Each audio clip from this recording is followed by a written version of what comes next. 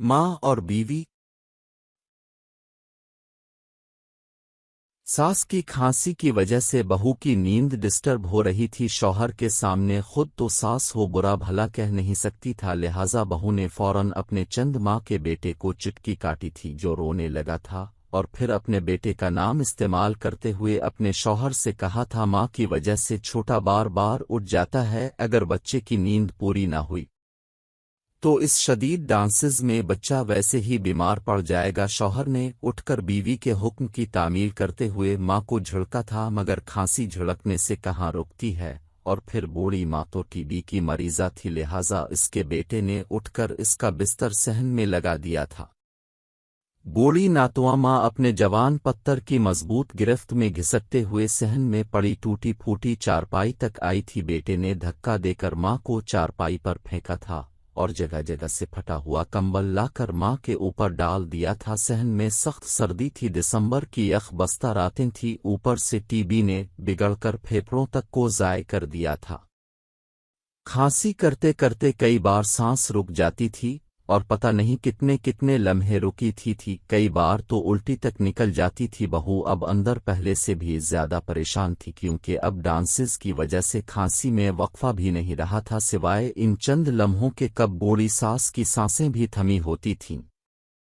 लिहाजा बहू ने एक बार अपने बेटे को चुटकी काटी जो रोने लगा। बेटे के रोने की आवाज पर इसका शौहर भी जाग गया और बहू ने एक बार फिर अपने शौहर से सास की खांसी की शिकायत की। अब की बार शौहर उठा और आन की आन में अपनी माँ के सर पर पहुंचा, चारपाई का एक सरा पकड़ा कर खींचा और खींचता हुआ सहन के दूसरे सिरे तक ले गया। माँ बेचारी कहीं रस्ते में ही गिर गई। वापसी पर मुन्ह अंधेरे जब अपनी चाती बीवी के पास लूट रहा था तो उसका पांव अपनी माँ से टकराया तो मुन्ह के बिल गिरा और माँ के मुंह से बेख्तियार हस्बी अल्लाह के अल्फाज निकले और साथ ही मुंह से निकला, पत्तन सकती नहीं वजह।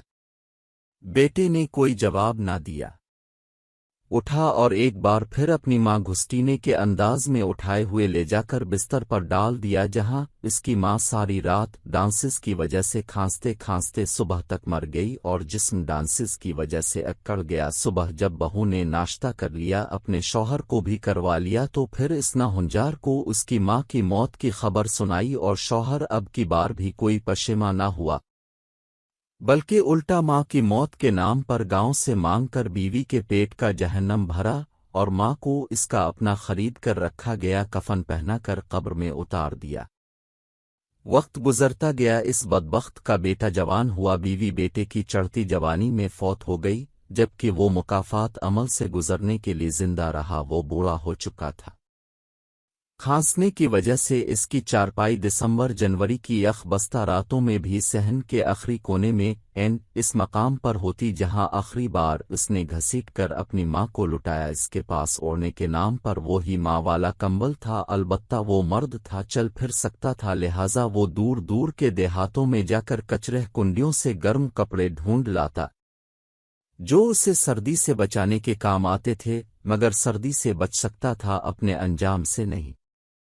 आज वो अपने नौमौलूद पोते को प्यार कर रहा था कि बहू ने देख लिया शोमई किस्मत के इसका पोता रात को बीमार पड़ गया। इसकी बीवी ने अपने शौहर के सामने सारा इल्जाम ससुर पर डालते हुए बताया कि ससुर ने इसे उठाकर बाहर डांसेस में अपने पास रखा, मेरे मांगने पर मुझे गालियां देता रहा और कहता रहा कि तो बच्चों को बाप दादा के प्यार से महरूम कर रही है। साथ ही बीवी ने मगरमच्छ के आंसू बहाने शुरू कर दिए। यहाँ तक शौहर तैश में उठकर गया और बाप को सहन के कोने में पड़ी चारपाई से उठाकर घर की दहलीज से बाहर फेंक दिया।